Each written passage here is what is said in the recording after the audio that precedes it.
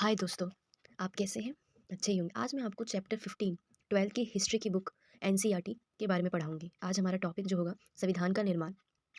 जो mostly students होते हैं उनको ये चैप्टर में बहुत प्रॉब्लम्स होती हैं और उनको ये चीज़ें समझना बहुत मुश्किल होता है। बहुत सारे डिबेट्स होते हैं। इस चैप्टर का फॉर्मेट क्या है ये समझना सबसे ज़्यादा ज़रूरी है। तो इस चैप्टर का जो फॉर्मेट है यानी जिस तरीके के बेस पे बनाया गया है, ये एक जो है वाद-विवाद वाला बेस है यानी डिबेट पे बनी हुई ये चैप्टर है। इस चैप्टर में मेनली जो कंसर्न किया गया है, जो जिस विषय पे बहुत ज़्यादा ध्यान दिया गया है, वो ये है कि संविधान निर्माण के दौरान जो भी संविधान बनाने वाले थे, जो हमारे संविधान निर्माता थे, उनके बीच में किस-किस मुद्दों के बीच में कैसे-कैसे वाद-विवाद हुए और किस तरीके से उसे सुलझा कर फिर जाके संविधान लिखा गया। तो इस पूरे चैप्टर में पढ़ने का जो आप पढ़ेंगे वो ये है कि संविधान किस तरीके से बना और किस तरीके से सब मुद्दों पर हमारे जो संविधान सभा के निर्माता है, जो संविधान सभा के सदस्य हैं, कि अलग-अलग मतभेद, अलग-अलग विचार होने के बावजूद किस तरीके से इस विचारों को अलग-अलग करके फिर एकजुट करके और उस संविधान का निर्माण किया गया। तो चैप्टर जो है संविधान का निर्माण नाम ही चैप्टर का यही है। तो आइए अब आगे चल के इसके बारे में पढ़ते हैं। तो आपको पता है हमारा संविधान जो है 26 जनवरी 1950 को अस्तित्व में आया और इसे बनने में 2 वर्ष 11 महीने और 18 दिन का समय लगा। और आपको पता है ये दुनिया का सबसे लंबा और लिखित संविधान है, क्योंकि इसमें बहुत सारे आर्टिकल्स हैं, बहुत सारे इसके भाग हैं और बहुत सारे इसके शेड्यूल्स हैं। भारत का संविधान जो है बनना शुरू कब हुआ? दिसंबर 1946 से नवंबर 1949 के बीच में सूत्र गठित हुआ। इसमें कुल 11 सत्र हुए और 165 बैठकें हुई। ये क्वेश्चन प्लीज़ याद कर लेना, ये 1, 2 या नंबर में आ जाते हैं, टिक वाले में आ जाते हैं। तो ये याद कर लेना कि जो भारत का संविधान है वो 1946 से नवंबर में 1949 तक हुआ। यानी दिसंबर 1946 से स्टार्ट हुआ, नवंबर 1949 के बीच में सूत्रबद्धित हो गया। इसमें कुल कितने सत्र हुए? 11 सत्र हुए और 165 बैठकें हुई। जो तुम्हारा दूसरा हेडिंग है वो है उथल-पुथल का दौर। क्या था ये उथल-पुथल का दौर? देखो, जब भारत आज़ाद हुआ, उसके बाद जो है भारत के सामने बहुत सारी समस्याएँ हुई थी। सबसे पहले अगस्त 1946 में आपने पढ़ा होगा कि डायरेक्ट एक्शन लिया गया था मुस्लिम लीग की तरफ से, क्योंकि इसमें फिर क्या हुआ, बहुत बर्बरता, हिंसक हुआ। मुस्लिम समुदाय और हिंदू समुदाय के बीच में व्यापक रूप से लड़ाई झगड़े हुए, कत्लेआम हुआ और पूरा देश विभाजन के उस पथ पर चल चुका था और पूरे देश में आपको जो है युद्ध इन सब चीज़ों के बारे में दिख रहा था।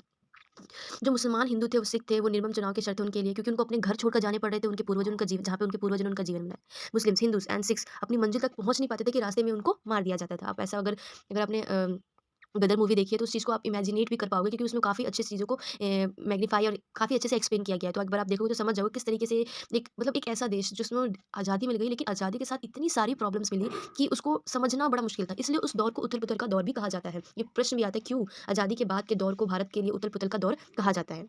और देखिए पॉइंट्स क्या है, पाँचवाँ पॉइंट ये कि ये एक समस्या भारत बनाए और उससे उस समय एक तिहाई भूभाग नवाबों का, और दूसरा क्या था, भारत के सामने एक समस्या नहीं था कि सिर्फ़ और सिर्फ़ नवाब हैं तो प्रॉब्लम्स है, नहीं। और समस्या क्या आती है कि भारत जो था उस समय राजा, नवाबों, कितने सारे भूभाग आपको पता है ना, आपने पोर्शन्स में पढ़ा होगा, 545 के अराउंड हमारे यहाँ रजवाड़े थे और कुछ लोग रजवाड़े जो थे हमारे में शामिल नहीं होना चाहते, जैसे हैदराबाद, जम्मू कश्मीर, मणिपुर। तो उनको भी देश में शामिल कर कर अखंड भारत बनाना भी बहुत ज़रूरी था, क्योंकि अगर मान लो इन रजवाड़ों को शामिल नहीं किया था, हैदराबाद शामिल नहीं होता, तो हैदराबाद एक विदेश होता हमारे लिए, मणिपुर विदेश होता और ये सब जब विदेश विदेश कंट्री हो जाती तो हमारे लिए बहुत समस्या थी, क्योंकि इंडिया इतना छोटा होता और हमारी सिक्योरिटी के लिए भी बेकार था। इसलिए हमको इनको एकत्रित करना, एक करके भारत को एक यूनिटी बनानी, यूनाइटेड नेशन बनाने में बहुत समस्याएँ आई थी। और भारत के छोटे-छोटे और बहुत सारे राजा सोच रहे थे कि बहुत सारे जो राजा थे वो सोच रहे थे कि हम तो अलग ही रहेंगे, हमें इंडिया में शामिल नहीं होना। तो भारत छोटे-छोटे टुकड़ों में बँटा हुआ अच्छा लगता? बिल्कुल भी नहीं। और इस तरीके से आम जनता, आम भारतीय लोगों के बीच में ये एक असमंजस का दौर था। इसलिए इसको उथल-पुथल का दौर कहा जाता है। आई होप आपको ये समझ आ गया। ये बहुत सरल और ईज़ी, आप इस वीडियो को देख के भी पूरा समझ जाओगे। दूसरा है भारत संविधान का गठन। अब भारतीय सभा, जो भारतीय संविधान सभा है, इसका गठन कैसे हुआ? कैसे इसको चीज़ों को सब कुछ बनाया गया। तो आपको ये चीज़ याद रखिए, के एन राजन थे, उन्होंने संविधान सभा का पहली बार इमेजिनेट इसमें नहीं है लेकिन बता देते हैं, उन्होंने भी, जो के एन राजन थे, उन्होंने कहा था कि आई थिंक हमको जो है एक संविधान सभा होना चाहिए, जिसके हम एक देश को नियम, कानून, संविधान बना सकें और एक जो है लोकतंत्र स्थापित कर सकें। तो ये उनका एक व्यू था और इस व्यू पे भी काम किया गया।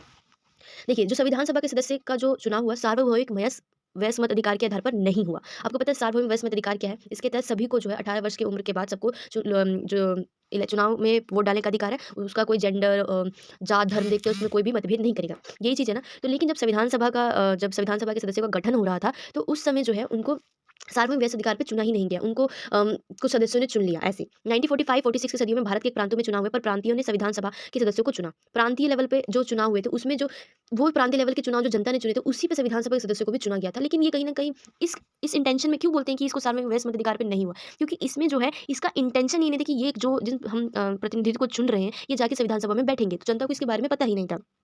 जो ये प्रांतीय लेवल का चुनाव हुआ था उसमें सबसे शक्तिशाली रूप से कांग्रेस था। कांग्रेस को भारी बहुमत मिली और जीत मिली। मुस्लिम लीग ने संविधान सभा का बहिष्कार करा। उन्होंने कहा हम पार्टिसिपेट नहीं करेंगे, आपको तो हमारा पाकिस्तान देना होगा, हमको पाकिस्तान चाहिए, हम इंडिया में नहीं रहेंगे।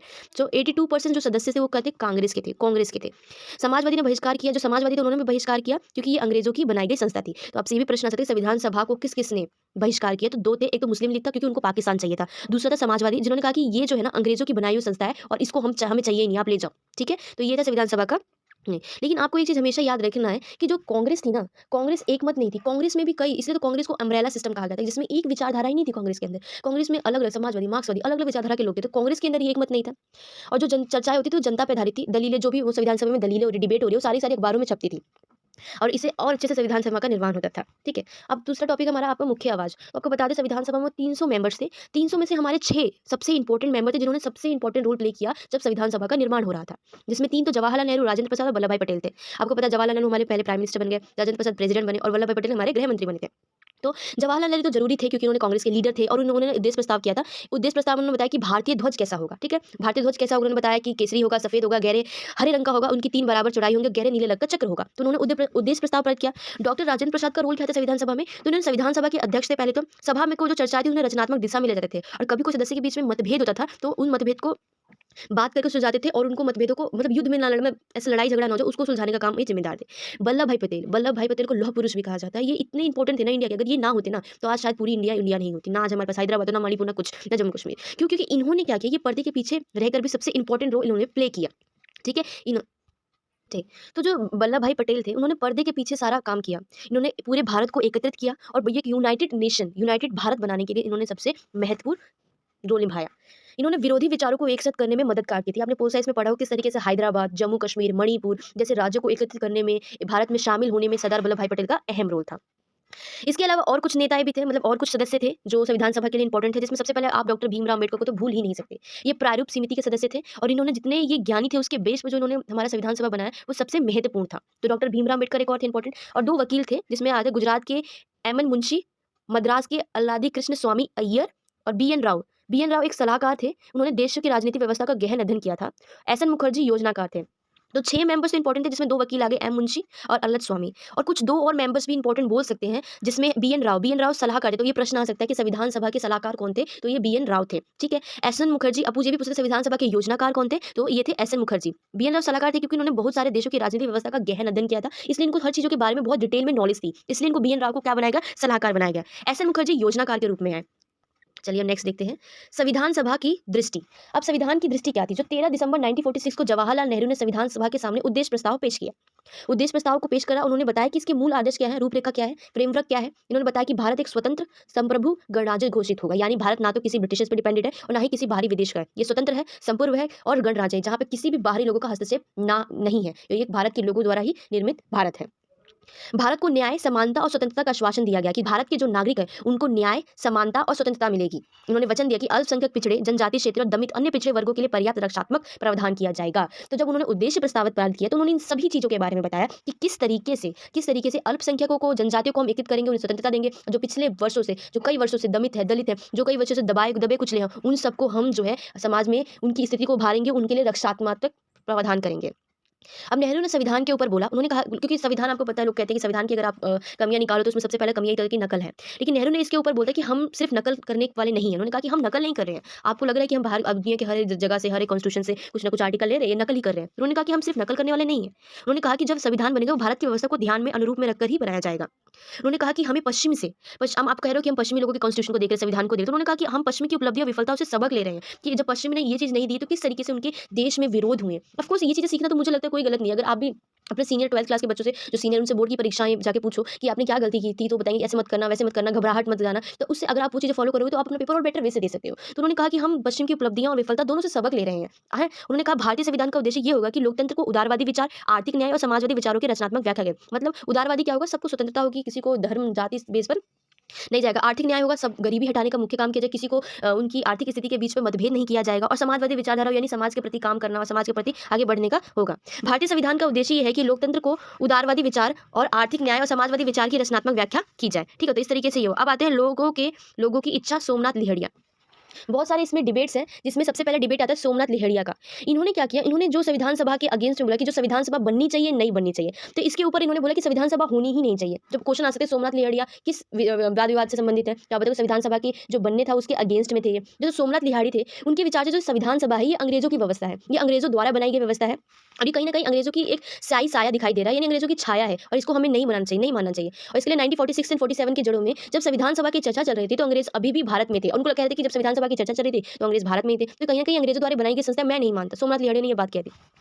और इसमें क्या था, जवाहरलाल नेहरू के नेतृत्व में अंतिम सरकार शासन तो चला रही थी, परंतु उसके सारे काम वायसराय तथा लंदन में बैठी सरकार कर रही थी। और इनको लगता था कि जो कॉन्स्टिट्यूशन असेंबली यानी संविधान सभा ही अंग्रेजों की योजनाओं को साकार करने का काम कर रही है। तो ये जो लाइन है अंग्रेजों की योजना को साकार करने का काम कर रही है, पेपर में आ सकता है कि अंग्रेजों की योजना का साकार करने का काम कर रही है, किसने कहा? तो आपको याद होना चाहिए, सोमनाथ लिहड़िया ने कहा। अब नेहरू, क्योंकि मैंने बताया ये वाद विवाद के बेस पे है, तो इस पे अब नेहरू क्या बोल रहे हैं, नेहरू कह रहे हैं कि नेहरू ने कहा कि ब्रिटिश सरकार उसको गठन करने, वो कहते हैं कि हाँ, हम मानते हैं कि जो ब्रिटिश सरकार है उन्होंने संविधान सभा का गठन करने में हमारी बहुत हाथ बंधी। लेकिन आपको उस स्रोत को नजरअंदाज नहीं करना चाहिए जहाँ से संविधान को शक्ति मिले। लेकिन उन्होंने कहा कि आप ये बात ठीक कह रहे हैं कि जो संविधान सभा है ये अंग्रेजों द्वारा शासित है, लेकिन आपको इस चीज़ को, ये चीज़ आप कभी भी ध्यान में रखें कि उस स्रोत को ध्यान रखें जिसे इस संविधान सभा को पावर मिले, शक्ति मिले, वो कौन है? आम जनता। अगर आम जनता संविधान सभा का सपोर्ट नहीं करेगी तो इस संविधान सभा का कोई मतलब नहीं है। तो उन्होंने इस बात को कहा। उन्होंने कहा कि जो ये कागजी कार्रवाई बेशक अंग्रेज कर रहे हैं, लेकिन जो पावर दे रहा है वो कौन दे रहा है? नॉर्मल लोग, संविधान के लोग। तो इस तरीके से उन्होंने इसके बारे में बोला। अब आते हैं अधिकारों की रंजन, पृथक निर्वाचन की समस्या। पृथक निर्वाचन की समस्या क्या थी? देखो, जब पृथक निर्वाचन, वैसे ही हमारे यहाँ के जो नेता लोग थे वो इनके अगेंस्ट में थे। क्यों? क्योंकि पृथक निर्वाचन की वजह से ही भारत को विभाजन जैसी स्थिति झेलनी पड़ी थी। तो इसको पृथक निर्वाचन को खाली सपोर्ट करने वाले वो कौन थे? बी पोकर बहादुर। और इसके असमर्थक कितने थे? आरवी धुलेकर, सरदार पटेल, गोविंद बल्लभ भाई पटेल, बेगम एजाज मसीह, जो मुस्लिम थी पर उन्होंने फिर भी इसको सपोर्ट नहीं किया। तो जो पृथक निर्वाचन के सपोर्ट में जो बी पोकर बहादुर कहते थे 27 अगस्त 1947 को मद्रास के बी पोकर बहादुर ने पृथक निर्वाचन बनाए जाने के पक्ष में एक प्रभावशाली भाषण दिया। उन्होंने कहा, अल्पसंख्यक सब जगह होते हैं, उन्हें हम चाहकर भी नहीं हटा सकते। हमें जरूरत है कि एक ऐसी राजनीतिक ढांचे की जिसके भीतर अल्पसंख्यक भी औरों के सदस्य के साथ सद्भावना के साथ जीवन बिता सके। बी पोकर को लगता था कि मुस्लिम की जो प्रॉब्लम है नॉन मुस्लिम कभी समझ ही नहीं सकता, यानी मतलब जो छोटे कम्युनिटी के, उनकी प्रॉब्लम वो छोटे कम्युनिटी के लोग ही समझ सकते और कोई समझ ही नहीं सकता। तो ये बी पोकर ने दलीलें दी। अब आते आरवी धुलेकर, जो इसके अगेंस्ट में थे, पृथक निर्वाचन के अगेंस्ट। उन्होंने कहा कि अंग्रेजों ने संरक्षण के नाम पर अपना खेल खेला, इसकी आड़ में उन्होंने अल्पसंख्यकों को फुसला लिया। अब इस आदत को छोड़ना हो, अब छोड़ दो, अब कोई तुम्हें बहकाने वाला नहीं है। वो कह रहे कि अंग्रेजों ने ये पृथक निर्वाचन व्यवस्था बनाई, जो खेल खेला और भारत को अलग किया और तुम्हें बहका फुसला के कि तुम अलग हो और एक समुदाय में बांट दिया। अब अंग्रेज यहाँ नहीं है, ठीक है, और आपको जो है अब यहाँ ये जो व्यवस्था है, ये जो आदत है, आपको छोड़नी चाहिए। उन्होंने किया बी पोकर को कहा। सरदार वल्लभ पटेल ने क्या किया? सरदार वल्लभ भाई पटेल ने क्या बोला? उन्होंने बोला विष है, इसको पृथक निर्वाचन व्यवस्था को उन्होंने कहा विष है, विष है जो हमारे पूरे देश की पूरी राजनीति व्यवस्था में समा चुका है, ठीक है। वो इस तरीके से बोल रहे थे, यानी क्वेश्चन आ सकता है कि किसने पृथक निर्वाचन को एक विष के रूप में एक्सप्लेन किया, तो आपको बताना चाहिए सरदार वल्लभ भाई पटेल ने। इनमें एक समुदाय को दूसरे समुदाय से भिड़ा दिया, राष्ट्र के टुकड़े कर दिए, रक्तचाप को जन्म दिया और देश के विभाजन का कारण बनी। इन्होंने कहा कि क्या तुम इस देश में शांति चाहते हो? अगर चाहते हो तो इस जो फैसला है ना तुम्हारा पृथक निर्वाचन का, इसे छोड़ दो। इन्होंने ऐसे बोल दिया। अब आते गोविंद बल्लभ पटेल। गोविंद बल्लभ पटेल उन्होंने कहा कि ये ना केवल राष्ट्र के लिए बल्कि अल्पसंख्यकों के लिए भी खतरनाक है। वो कहते हैं कि वो कहते हैं कि इस विचार से सहमत है कि लोकतंत्र की सफलता, वो कहते हैं बी बहादुर से मैं ये बात से सहमत हूं कि लोकतंत्र की सफलता के लिए इस बात पर निर्भर रहना चाहिए कि समाज में जो विभिन्न तबके हैं उनमें आत्मविश्वास पैदा करना बहुत जरूरी है, उनमें इक्वालिटी पैदा करना बहुत जरूरी है। लेकिन जो आप पृथक निर्वाचन की व्यवस्था बोल रहे हो, जो आप ये बोल रहे हो ना, ये एक आत्मघाती मांग है जो अल्पसंख्यकों को स्थायी रूप से अलग थलग कर देगी और इसे कमजोर बना देगी। ये गोविंद बल्लभ पटेल ने कहा। तो याद रखना चाहिए, गोविंद बल्लभ पंत ने जो पृथक निर्वाचन था उसको क्या बोला? आत्मघाती। और सरदार वल्लभ पटेल ने क्या बोला? विष बोला उसको। गोविंद वल्लभ पटेल ने कहा कि हमारे भीतर ये आत्मघाती और अपमानजनक आदत बनी हुई है, हम कभी नागरिकों के रूप में नहीं सोचते बल्कि हम समुदाय के रूप में सोचते हैं। तो जो इस समुदाय के रूप में सोचते हैं वो ना सोचे हम सबसे पहले एक भारतीय हैं, उस सेंस में सोचोगे तो ये बेकार है। बेगम एजाज रसूल थी, उन्होंने कहा कि ये एक आत्मघाती साबित है क्योंकि इसके अल्पसंख्यक बहुसंख्यकों से कई कर जाएंगे, मतलब अल्पसंख्यक जो है दूसरे से कट जाएंगे, मुस्लिम जो है हिंदुओं से कट जाएगा, इसलिए जो है हमको इन सब के बारे में बात नहीं करनी चाहिए, बकवास है।